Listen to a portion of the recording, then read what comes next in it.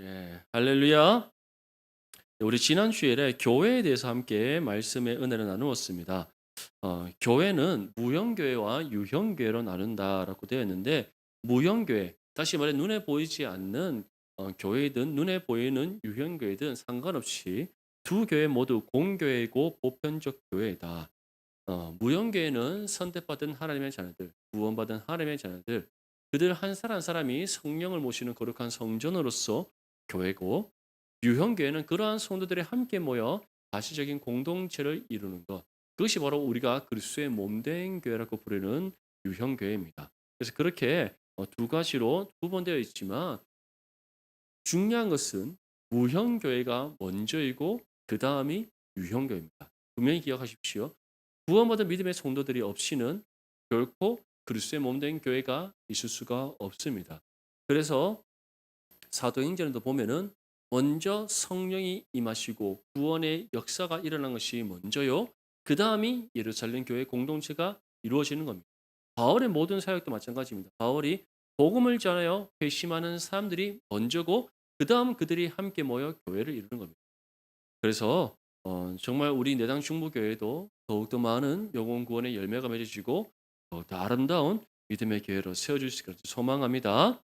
오늘은 이런 교회를 이루고 있는 성도들, 그 성도들이 주님 안에서 교제를 나누고 또 함께 교통하고 또 함께 신앙의 삶을 살아가면서 어떠한 부분들이 우리에게 필요한 것인가? 어떻게 우리가 이러한 교제를 이루어가야 하는 것인가? 오늘 웨스민스터 신앙 고백서를 통해서 하나씩 살펴보기를 원합니다. 1항의 1번에 신자의 영적 교제는 누구와 첫 번째로 맺어져야 하나요? 우리의 영적 교제의 가장 첫 번째 대상은 누구인가입니다. 1항의 첫 번째 절을 보면 그분과 교제한다. 첫째 줄 전체를 한번 읽어보면 성령에 의해 믿음으로 머리인 예수 그리스도에게 연합된 모든 성도는 그의 은혜, 고난, 죽음, 부활, 영광에서 그분과 교제한다. 그래서 우리의 영적 교제의 첫 번째 대상은 누구다? 우리 주 예수 그리스도이시다. 그래서 우리는 예수님과 깊은 영적인 교제를 이룸이 가장 먼저 우선되어야 됩니다. 그래서 우리가 주님과 가까워지면 가까워질수록 주님과 온전히 하나 되면 이루면 이룰수록 우리에게 어떠한 것이 임하게 되겠습니까? 주님의 은혜와 사랑이 충만하게 되는 겁니다. 그 주님의 은혜와 사랑이 충만한 사람은 받은 그 사랑과 은혜를 나누고 베푸는 삶을 살아가게 됩니다. 만약에 나는 은혜 이만큼 받고 나는 주님의 사랑이 간략한데 나만 받은 것을 끝나고 나누고 베푸지 않으면 그런 사람은 어떤 사람입니까? 이기적인 사람입니다. 그렇지 않습니까? 욕심쟁이지 않습니까? 욕심쟁이. 욕심쟁이지 않습니까? 근데 그러한 사람이 진정한 하나님 자녀라고 할 수 있겠습니까? 없습니다. 왜냐하면 하나님 자녀는 다시 말해 우리 주 예수 그리스도의 그 십자가 사랑의 본질은 무엇입니까? 희생과 헌신입니다. 주님은 이 땅에 섬김을 받고자 오신 것이 아니라 섬기고자 오셨습니다. 그것이 주님의 사랑의 본질입니다. 그렇기 때문에 주님과 깊은 영적인 교제를 이루어서 주님의 은혜와 사랑이 가득한 사람은 한 몸에는 지체와 이웃을 사랑으로 섬기고 내가 받은 은혜와 사랑을 아낌없이 나누고 베푸는 삶을 살아감이 반드시 일어나게 된다. 그래서 신자의 영적 교제는 누구와 첫 번째로 맺어져야 됩니까? 바로 우리 삶의 주인이시요 우리의 구원자이신 예수님이시다. 그래서 이 로마서 6장 5절 말씀에 만일 우리가 그의 죽으신 것 같은 모양으로 연합한 자가 되었으면 또한 그의 부활과 같은 모양으로 연합한 자도 되리라. 이처럼 우리가 영적 교제를 나눠야 될 첫 번째 대상은 우리 주 예수 그리스도이심을 기억하시고 주님과 더욱더 온전한 하나됨을 이루고 깊은 영적 교제를 나눌 수 있도록 예배와 말씀과 기도에 힘쓰는 저와 여러분들 되시길 소망합니다. 1항의 2번에 신자의 영적 교제는 누구와 두 번째로 맺어져야 하나요? 이어지는 내용들을 보면 내적으로나 외적, 안으로나 밖으로나 공적으로나 사적으로나 또 수행해야 할 책임이 있다. 다시 말해 두 번째로 우리가 맺어야 될 영적 교제는 바로 성도 간에 맺어지는 교제다. 그래서 1항의 두 번째 줄부터 쭉 읽어보면 성도들은 사랑으로 서로 연합되기 때문에 각자가 받은 은사와 은혜를 함께 나누며 사람의 내적으로나 외적으로나 상호간에 유익하게 하는 의무를 공적으로 또는 사적으로 수행해야 할 책임. 결국 한 몸이라는 지체가 서로가 서로에게 영적 교제를 나누어야 될 두 번째 대상이 된다는 거예요. 그래서 데살로니가 전서 5장 14절 말씀에 또 형제들아 너희를 권면하노니 게으른 자들을 권계하며 마음이 약한 자들을 격려하며 힘이 없는 자들을 붙들어 주며 모든 사람에게 오래. 그래서 나만 은혜 받고 나만 주님의 사랑이 충만한 것을 그치지 말고 그 은혜를 함께 나누고 그 사랑을 함께 베풀어라는 거예요. 그 사랑으로 함께 섬기라는 거예요. 그래서 우리가 신자의 영적 교제는 공적이나 사적이나 상관없이 하물며 지체가 주님 안에서 아름다운 신앙의 교제를 이루어야 된다. 이처럼 우리는 첫 번째 영적 교제 대상은 주님이시요. 두 번째는 한 몸이는 지체다. 그래서 우리는 주님 하나님의 사랑과 또 우리 이웃 사랑, 이 사랑을 우리가 온전히 실천하고 또 주님과의 영적 교제, 성도 간의 영적 교제, 우리가 아름답게 힘써 맺어감으로써 정말 건강한 교회 공동체를 이루어갈 수 있기를 간절히 소망합니다. 2항의 1번입니다. 유형교회의 신자들은 무엇으로 성도의 연합을 만들고 보존할 수 있나요?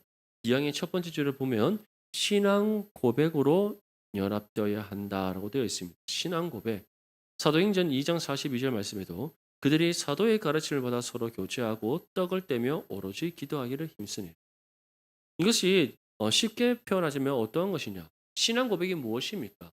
우리가 사도신경이라 하면 하나님에 대한 성부 하나님, 성자 예수님, 성령 하나님이 우리 하나님 되시한 하나님 되심에 대한 신앙 고백이요. 또 공교회와 또 우리에게 주어진 장래의 소망에 대한 고백입니다. 다시 말해 우리가 삼위일체 하나님에 대한 그 모든 신앙의 고백이 사도신경에 다 담겨져 있습니다. 그런데 이 신앙 고백의 단순히 그 신앙 고백만이 우리의 연합을 만들고 보존할 수 있는 유일한 하나의 방법이겠습니까? 그렇지 않습니다. 지금 웨스트민스터 신앙고백서가 얘기하는 것은 같은 신앙 고백으로 한 하나님을 온전히 믿고 섬김으로 성도의 연합을 만들고 보존할 수 있다. 그래서 사도행전의 말씀을 예로 드는 겁니다.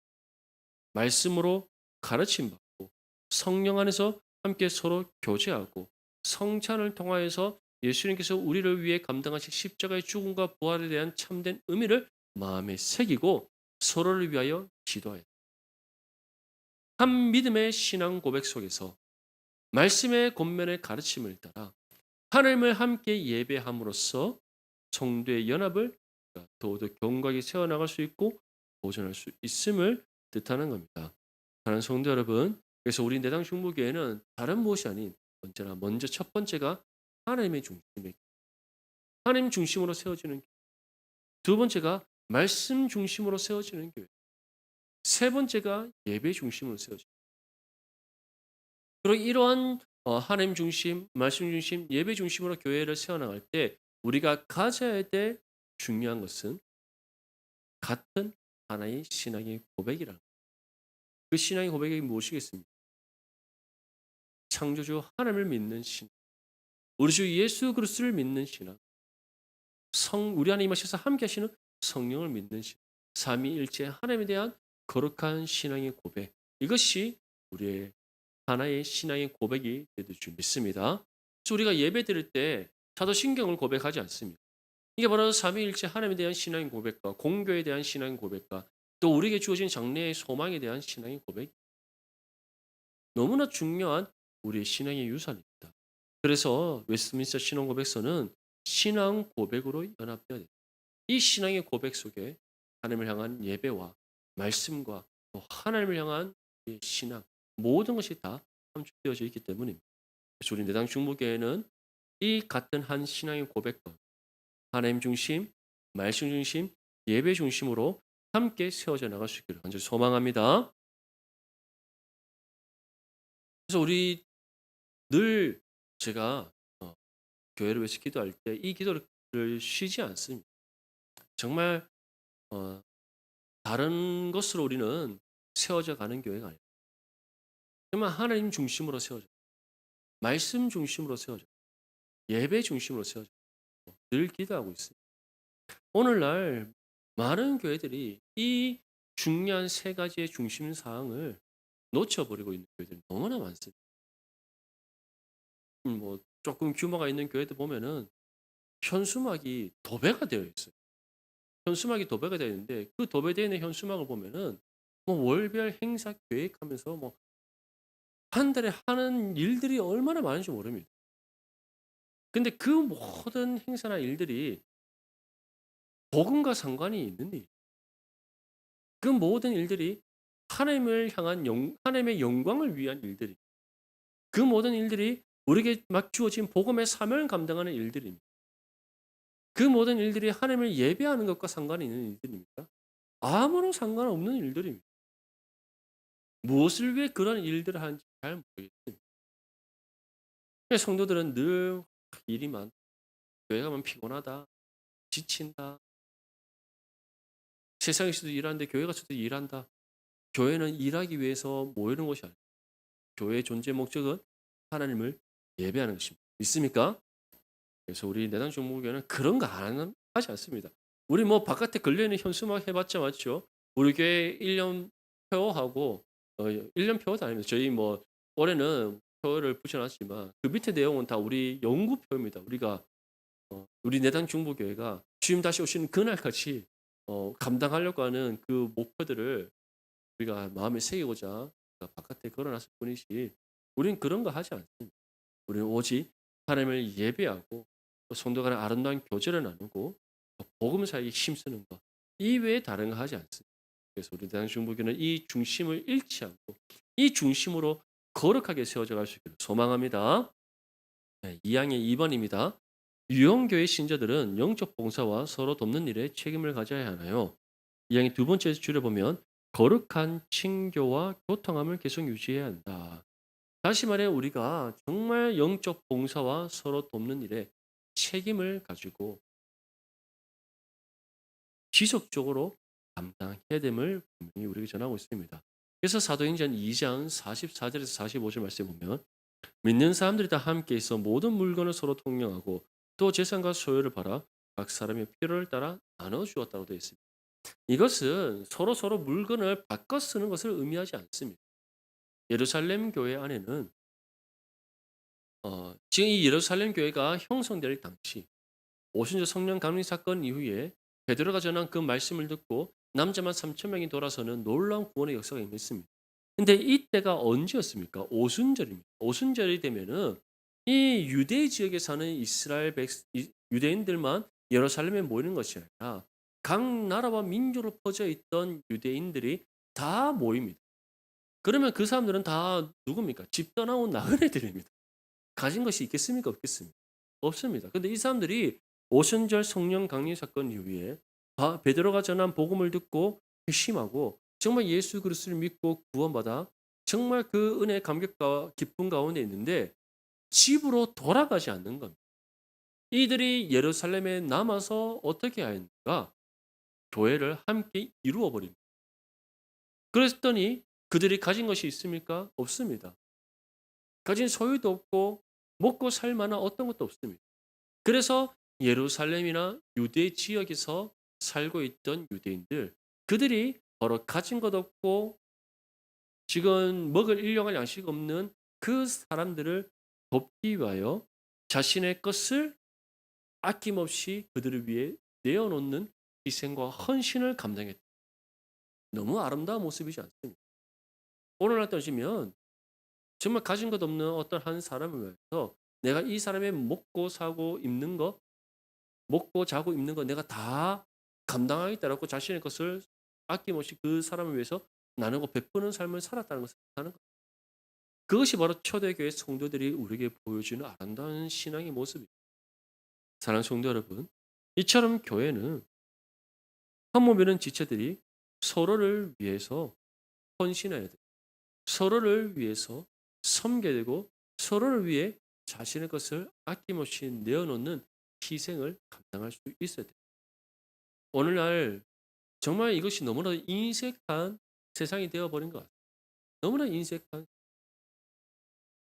주님을 위해서 우리가 마땅히 드려야 되는 것도 다 내 실리와 유익에 맞춰서 하나님 앞에 온전히 드리는 것이 아니라 하나하나 세세하게 다 나누어서 결국 내가 손해 보지 않도록 하려고 하는 그런 모습 너무나 많이 일어나고 근데 중요한 것은 사람의 눈은 속일 수 있으나 하나님은 속일 수가 없어요. 하나님께서 가장 원하시는 것은 거룩한 친교와 교통함을 위해 교회의 영적 봉사와 서로 돕는 일을 위해서 내게 주신 은혜를 아낌없이 내어놓기를 원하시는 하나님이심을 믿으시기를 소망합니다. 그래서 우리 모든 성도님들은 정말 우리가 한 몸이라는 지체를 위해서 나의 것을 아까워하지 않고 오히려 주님을 거룩한 그리스도의 몸된 교회를 위해 헌신할 수 있는 그런 믿음의 성도들이 되시기를 간절히 축복합니다. 네, 사망의 1번입니다. 신자들이 그리스도의 신적 본질에 참여하는 교제를 가질 수 있나요? 사망의 첫 번째 줄을 보면은 그리스도의 신성한 본질에 참여하는 자가 되는 것이 아니다라고 되어 있습니다. 다시 말해 우리는 그리스도의 신적 본질에 참여하는 것이 아니라 음, 그 본질에 우리는 참여할 수가 없습니다. 이 신적 본질에 참여할 수 있는 분은 오신 누구밖에 없습니다. 한 분 하나님이시며 성부와 성자와 성령을 구분되시는 삼위일체 하나님밖에 없습니다. 우리는 그 신적 본질에 참여하는 것이 아니라 주님께서 우리를 만나 주시고 우리가 주님과 함께 하시도록 주님께서 우리를 찾아오시고 우리 가운데 머물러 계시는 것이지 우리가 그 본질에 참여하는 것이 아니에요. 그래서 디모데전서 6장 16절 말씀이면 16절 말씀에 보면 오직 그에게만 죽지 아니함이 있고 가까이 가지 못할 빛의 것이고 어떤 사람도 보지 못하였고 또 볼 수 없는 이시니 그에게 존귀와 영원한 권능을 돌리지어다. 이처럼 우리는 신적 본질에 참여할 수 없는 연약하고 또 죄악된 육신의 몸을 입고 있는 존재입니다. 하지만 그럼에도 불구하고 주님께서는 우리를 찾아와 주셨고 우리와 함께 하심으로써 우리와 교제 나누시고 또 우리가 주님과 교통하고 동행하는 삶을 살아가게 하시는 은혜를 베풀어 주십니다. 근데 중요한 것은 주님께서 우리와 교제하시고 우리와 함께 하시는 부분에 있어서 가장 유효한 수단을 주셨습니다. 그 유효한 수단이 두 가지입니다. 첫 번째가 하나님을 예배하는 것이고 두 번째가 바로 하나님의 말씀입니다. 그래서 우리가 말씀을 묵상하고 말씀 붙잡고 기도함으로써 하나님과 깊은 영적 사귐의 관계를 이뤄갈 수가 있는 거예요. 그리스도의 신적 본질에 참여하고 싶으신 분들은 분명히 기억하십시오. 주님 나라에 들어가면 가능합니다. 성경 말씀 그대로. 이 땅에서 삶을 마치고 우리의 영혼이 하나님의 나라에 들어갔을 때 가능합니다. 왜냐하면 우리는 그리스도 안에서 그 어떤 슬픔과 아픔과 고통이 없이 그리스도의 영광 가운데 영원한 삶을 살아가는 그것이 바로 오직 우리가 이 땅의 삶을 마치고 하나님의 나라에 들어갔을 때만 가능. 이 땅에 살아가면서는 불가능. 그리고 우리가 하나님의 나라에 들어가서 영생을 누리는 삶을 살아간다 할지라도 신적 본질에 참여하는 것이 아니라 영원토록 우리가 주님을 보고 주님과 만나고 주님과 교제하는 것이지 이 본질에 참여하는 것. 본질에 참여할 수 있는 것은 성부와 성자와 성령을 꾸며드시고 한 분 하나님이신 삼위일체 하나님밖에. 그래서 필리오케라는 교리가 있습니다. 이 한 분 하나님이시며 세 위격으로 꾸며드신 하나님은 그 한 분 하나님의 본질을 통하여서 서로 상호 상통한 결국 신적 본질에 참여하는 것은 이 삼위일체 하나님밖에 없다. 하지만 우리는 신적 본질에 참여하지 못하지만 하나님과 우리가 화목을 이루어 그 화목을 이룬 관계 속에서 하나님과 깊은 교제를 나눌 수 있는 방법은 두 가지. 첫 번째는 예배요. 두 번째는 말씀과 기도. 기억할 수 있기를 바랍니다. 마지막으로 사망이 2번입니다. 성도의 교제는 각각의 재산과 소유권을 침해하나요? 사망의 두 번째 줄을 보면 권리나 소유권을 빼앗거나 침해하지 않는다. 침해하면 도둑질입니다. 예. 침해할 수 있습니까? 없습니까? 없습니다. 맞죠? 그거는 잘못된 일이고 성도의 교제는 각각의 제사과 소유권을 침해하는 것입니다. 성도의 교제는 스스로 교회와 또 연약한 성도를 위해서 나의 것을 헌신하며 헌신함으로 우리가 섬기는 것입니다. 나를 위해 섬겨준다고 해서 '아 이제 이건 내 걸로 해도 되나?' 해서 집에 가서 가져가고 이러면 안 됩니다. 맞죠? 그러려면은 그거는 사유재산 침해가 되기 때문에 그것은 옳지 않습니다. 성경도 그것은 결코 우리에게 허락하지 않습니다. 그래서 내 이웃의 것을 당하지 말라. 쉽게 말해서 이 우리에게 경고하고 있는 겁니다. 사도행전 5장 4절 말씀에 땅이 그대로 있을 때에는 내 땅이 아닙니다. 한 후에도 내 마음대로 할 수가 없더냐? 어찌하여 이 일을 내 마음에 두었느냐? 사람에게 거짓말한 것이 아니요 하나님께로. 아나니아와 삽비라 부부를 향한 베드로의 하나님께서 베드로를 통해 이 아나니아와 삽비라에게 주시는 책망의 말씀입니다. 이처럼 우리는 어, 서로가 서로를 존중하고 소유권, 재산과 소유권을 침해하는 것이 아니라 우리는 연약하고 한 몸 이룬 지체를 위해서 또 그리스도의 몸된 교회를 위해서 내가 받은 은혜에 마땅하게 하나님께서 내게 주신 그 은혜에 우리가 합당하게 나의 것을 헌신하며 드리는 것이 서로가 서로의 것을 빼앗거나 탐하는 것은 옳지 않습니다. 그래서 우리가 성도 간의 교제를 나눌 때에도 먼저는 하나님과 우리와의 관계의 이 영적 교제가 견고하게 온전히 이루어져야 되고 그다음이 서로 한 몸이는 지체들 간의 아름다운 교제가 이루어져야 된다. 그리고 이러한 교제를 이루기 위해서는 우리는 하나의 신앙 고백 가운데 하나님 중심, 말씀 중심, 예배 중심으로 우리가 이 교제를 이루어가야 되고 무엇보다 우리가 받은 은혜에 합당하게 서로를 돕고 섬김이 당하다는 것을 기억하시고 오늘 우리가 가르침 받은 이 말씀대로 하나님과의 깊은 영적 교제의 관계를 이루고 또 한 몸이는 지체들 간의 성도 간의 아름다운 교제를 이루어서 정말 주님 보시기에 합당한 믿음의 삶, 또 아름다운 신앙, 믿음의 교회를 이루어갈 수 있기를 주님의 이름으로 축복합니다.